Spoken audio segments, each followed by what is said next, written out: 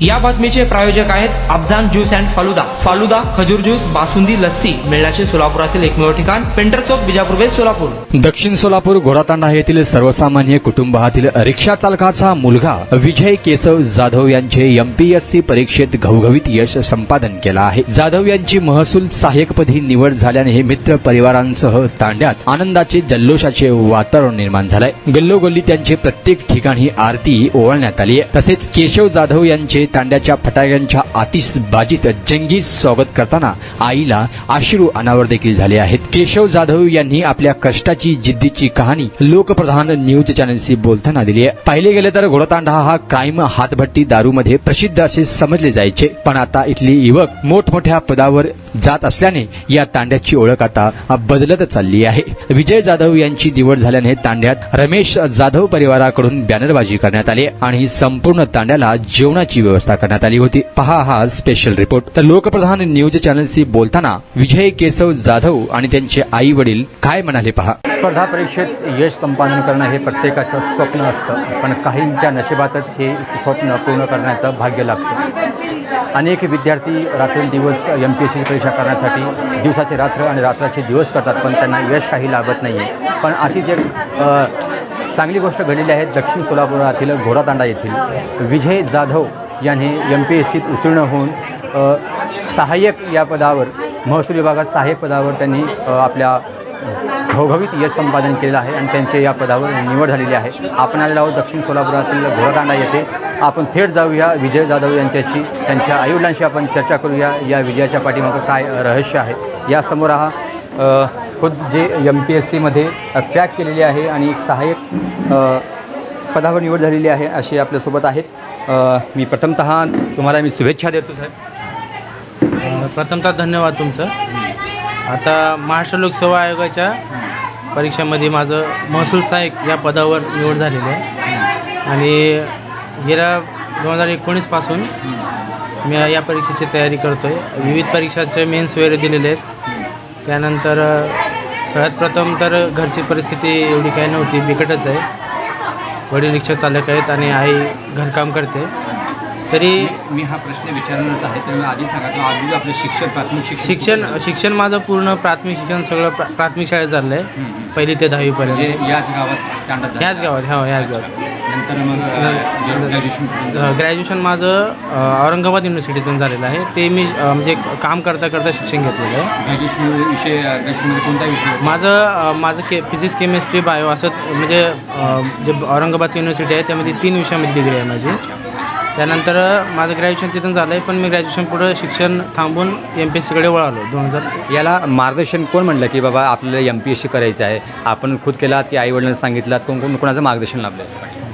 मार्गदर्शन कसं म्हणजे आपली परिस्थितीच आपली मार्गदर्शन. कारण की वडील रिक्षा चालक आहेत आणि व्यवसाय म्हटलं तर आता आपल्याला शेतीचा प्रकारच नाही, कारण की शेती आम्हाला नव्हतीच आणि नोकरीशिवाय पर्यायच नव्हता. त्यामुळं एकच पर्याय होता म्हणजे आपल्याला नोकरी घ्यायची आहे, कारण की शेती नाही आणि घरचा काही म्हणजे व्यवसाय काहीच नाही. त्यामुळं एक तर रिक्षा चालवायचं किंवा नोकरी. त्यामुळं मी आधीपासून डोक्यात होतं की आपल्याला स्पर्धा परीक्षा करायचं आहे नोकरीसाठी. MPSCच का निवडला? MPSC निवडायचं म्हणजे त्याशिवाय आपलं स्वप्न पूर्ण. नोकरीसाठी एकमेव म्हणजे एकतर MPSCचं पारदर्शक प्रोसेस आहे सगळ्यात महत्त्वाचं. आपल्या तांड्याचा जर विचार केला तर बहुतांश विद्यार्थी म्हणजे युवक हे पोलीस भरतीमध्ये कॉन्स्टेबलला अप्लाय करतात. आपण डायरेक्ट MPSCला थ्रू केलात. वाटलं होतं की यश भेटेल आपल्याला? नाही, आता सुरुवातीला कसं आहे, कॉन्फिडन्स महत्त्वाचा आहे. शेवटी आपला जर स्वतःवर विश्वास असेल की मी करू शकतो, तर मला आधीपासून होतं की आपण करू शकतो हे, आणि त्यामुळं मी प्रयत्न केला. थोडं उशीर झालं, पण ह्या क्षेत्रामध्ये कसं आहे, पेशन्स महत्त्वाचं आहे. पेशन्स ठेवून तुम्ही आणि जरा MPSCचं प्रोसेस स्लो आहे हे मान्य करावं लागेल. आणि शेवटी कसं आहे, आपला प्रयत्न आणि चिकाटी वगैरे ह्या गोष्टी आपण सक्षम असू तर ह्या गोष्टी होऊन जातात. काही एवढं काही विषय. आपल्याकडे मी येतोच. मी बघितलं जेव्हा आपल्या मुलाची एंट्री झाली गावात, तेव्हा आपल्या डोळ्यात अक्षरशः पाणी आले होते. आपण जाऊन त्यांच्या गळाभेट घेतलं. काय क्षण होता आपल्याला जेव्हा कळालं की आपल्या मुलगाचा निवड झालेली आहे?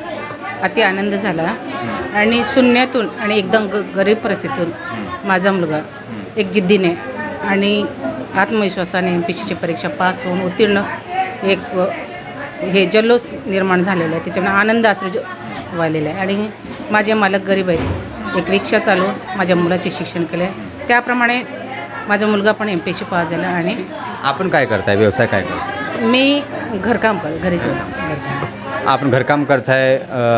आपला हा परिसर बघितला तर माहिती आहे की लोकांमध्ये घोडातांडा म्हटलं तरी एक क्राईम किंवा एक हातबट्टी दारू हा नावानं ओळखला जातो. अशा परिस्थितीत आपल्या मुलांना एवढं मोठ्या पदावर घेऊन जाणं आपलं श्रेय कसं, म्हणजे आज काय फील वाटतं आपल्याला? ते आनंद वाटतो. आणि त्याच्यामध्ये मी पण सुशिक्षित आहे, माझे मिस्टर पण सुशिक्षित आहेत.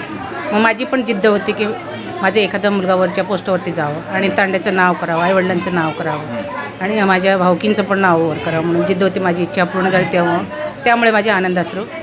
आपल्याला कधी कळालं की आपल्या मुलाची निवड झालेली आहे? माझा मुलगा 11 तारखेला की मम्मी GML लागलेले आहे, आपला नंबर बसलेला आहे, म्हणजे फोनवर सांगितलेलं. अच्छा, तो क्षण कसा होता जेव्हा आपल्या मुलांना सांगितलं मम्मी माझा निवड झालेली आहे? अगदी आनंदाचं होतं, हां. खुशीचं होतं दिवस. अच्छा, हां. वाटलं होतं मला खात्री होती म्हणून मी शिक्षण पूर्ण करण्यास काही माझ्या जीवाला झालं तरी गरीब परिस्थितीतून माझ्या मुलाला शिक्षण केले. आता पण आपल्या डोळ्यातून अश्रू येतात.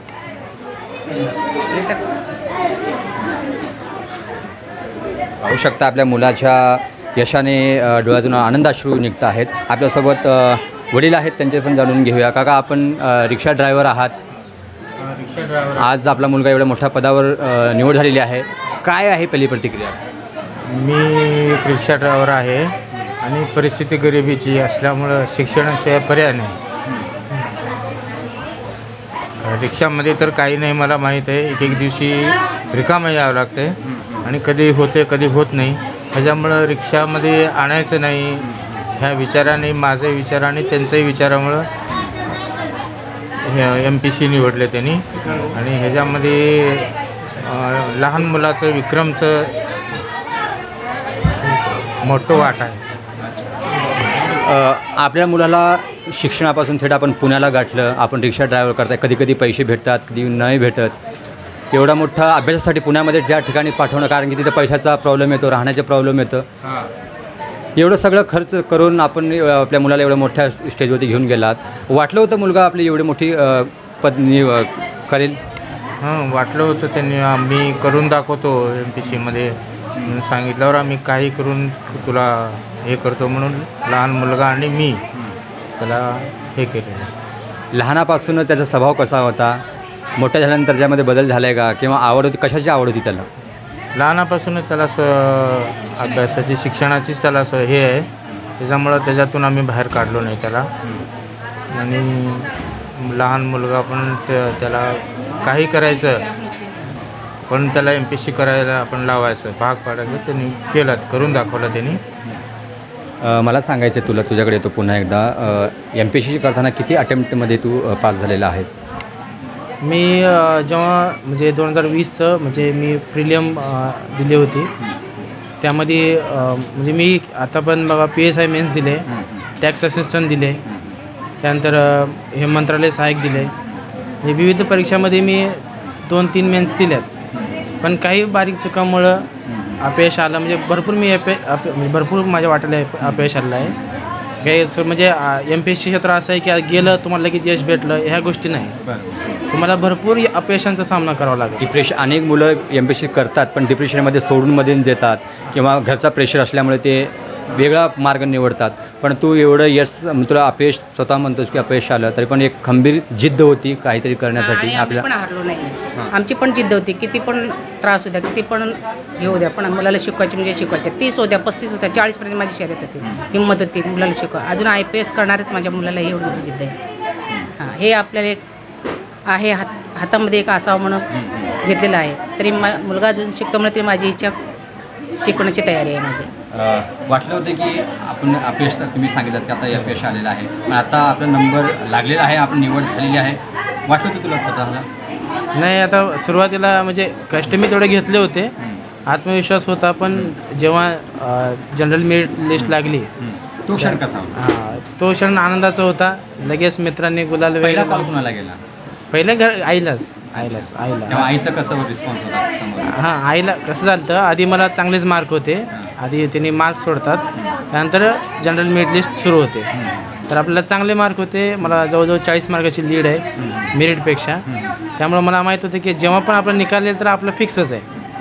जेव्हा आईला कॉल केला असतो, हां. आई माझी निवड झाली, तेव्हा आईची प्रतिक्रिया काय होती फोन? आई मात्र खुश होते. आई आणि वडील, सगळे भाऊ, लहान भाऊ, सगळे आमचे एकदम कुटुंब आनंद, सगळं. पूर्ण कुटुंब आनंदित आणि होतं. आमचे गण गोत भावकी सगळे मी सगळ्यात जवळच्या मित्रांना वगैरे सगळ्यांना म्हणजे स्वतःहून कॉल केलं की असं असं माझं सिलेक्शन झालेलं आहे. मला घर पत्र्याचं दिसतोय. आता कुठं असणार आहे हे घर? आता काय बंगला वगैरे कुठं असणार? काय आता जेवढी परिश्रम आपण घ्यायचं आपण तेवढं घेतलेलं आहे. आता जे काही नशिबात असेल आणि कष्ट आपलं घ्यायची तयारी होती, आपण तेवढं केलेलं आहे. आता हे पुण्यामध्ये असणार आहे हे घर की आता कुमठ्यामध्ये असणार आहे? कुठं असणार आहे नेमकं आता घर? बंगला कुठं असणार आहे?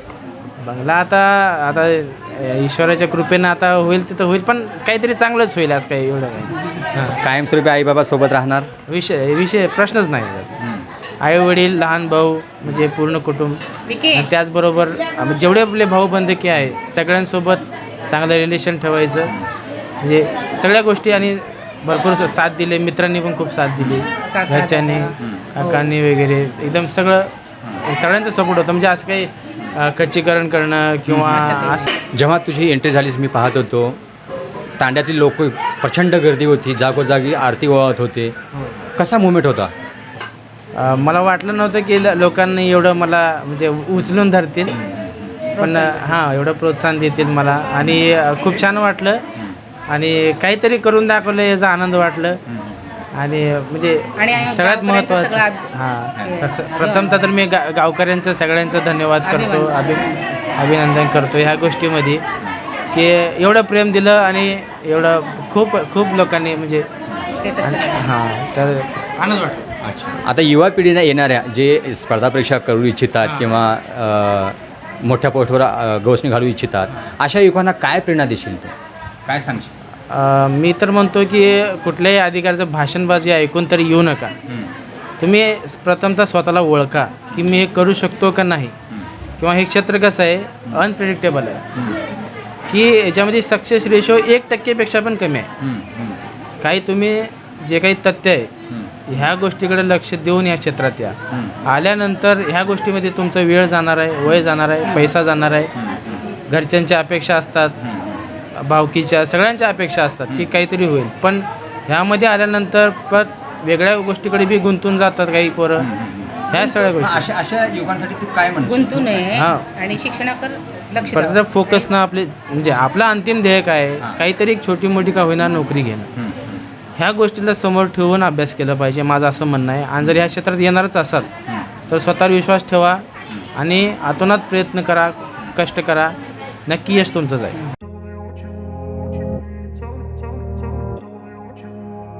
सोलापुरात गेल्या 25 वर्षापासून फ्रेश ज्यूस मिळण्याचे एकमेव ठिकाण अफजान ज्यूस अँड फालुदा. आमच्या इथे स्पेशल फालुदा, खजूर ज्यूस, स्पेशल बासुंदी, स्पेशल आमरस, त्याचबरोबर स्पेशल मलाई लस्सी मिळेल. आणि त्याचप्रमाणे विविध फ्रेश फळाचे थंडगार ज्यूस उपलब्ध. फॅमिलीसाठी खास ज्यूस पिण्याची स्वतंत्र सोय, पार्सलची सुविधा. आता घर बसल्या झोमॅटोवर ऑर्डर करा अफजान ज्यूस अँड फालुदा. तर मग चला ना अफजान ज्यूस अँड फालुदा येथे एकदा अवश्य भेट द्या. आमचा पत्ता पेंटर चौक, विजापूर वेस्ट, सोलापूर. कॉन्टॅक्ट 9860804055.